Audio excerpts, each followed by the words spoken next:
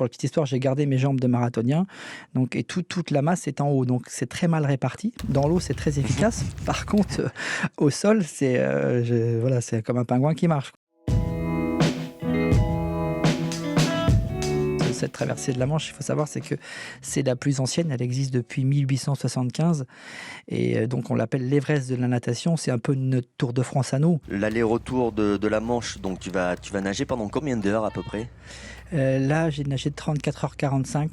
On n'a pas le droit aux combinaisons, donc les règlements, c'est un simple slip de bain, un bonnet et des lunettes. Et à partir du moment où vous partez d'une plage d'Angleterre et une plage française, vous ne devez rien toucher entre deux. Pour t'alimenter, comment tu fais ? Tu n'as pas le droit de t'accrocher au bateau suiveur, on est d'accord ? On est d'accord, j'ai pas le droit je suis à quelques mètres du bateau, donc il y a 2 juges qui sont là pour voir si le protocole se passe bien, sinon je suis éliminé. Et là, c'est mon équipe qui me jette le solide et le liquide à travers une gourde et une petite boîte pour le solide. Et là, j'ai 15 secondes pour manger et boire. On se remet à la verticale, on sollicite d'autres filières musculaires, donc c'est assujetti beaucoup à des crampes parce qu'on lutte pour pas toucher le bateau. Et puis on repart. Ça aussi. Et donc ça, c'est quand on part, voilà, on part pour 35 heures non-stop. Ça ne s'arrêtera jamais. En mer, là, en l'occurrence, en pleine nuit, avec tous les habitants de l'océan, on redevient une proie. Donc, ce qui est intéressant, c'est que tous nos sens se remettent en éveil. Et donc, l'information qui arrive naturellement au cerveau à ce moment-là, c'est qu'il y a un danger et qu'il faut que je remonte sur le bateau. Donc ça, c'est très dur à arriver à passer outre. Donc voilà, c'est la première alerte. Donc il faut travailler au niveau méditation pour switcher, si je puis dire, cette alerte.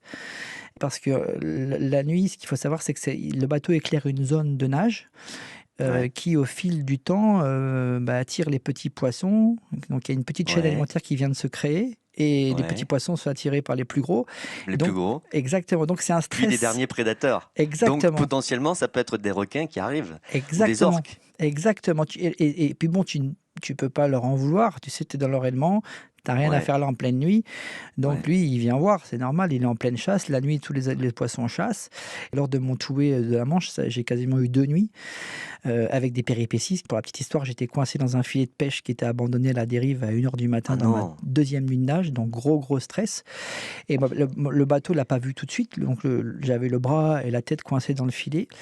Et donc le temps qu'il fasse demi-tour, j'ai réussi à me dépatouiller parce que je me dis si je bouge, je vais m'emmêler encore plus dedans.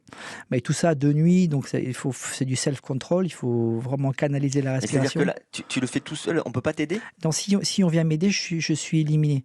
À aucun moment, non, en fait. Même dans un filet. Alors dans le filet, bien sûr, s'ils viennent m'aider à me sortir, s'ils ont contact avec moi, ils m'ont sauvé, bien évidemment, ça c'est super, mais la course s'arrête. Tu me disais que tu faisais 63 kilos, aujourd'hui tu fais combien ? 110.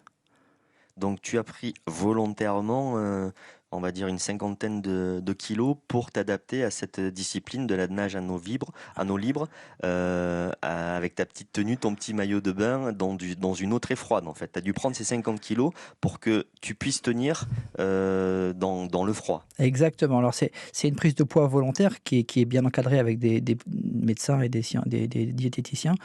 Elle ne s'est pas faite d'un seul coup, bien évidemment. Donc c'est une prise de poids qui s'est faite sur 4 ans pour que mon organisme s'habitue progressivement à cette prise de poids volontaire. Parce qu'en fait, pour la petite histoire, j'ai gardé mes jambes de marathonien.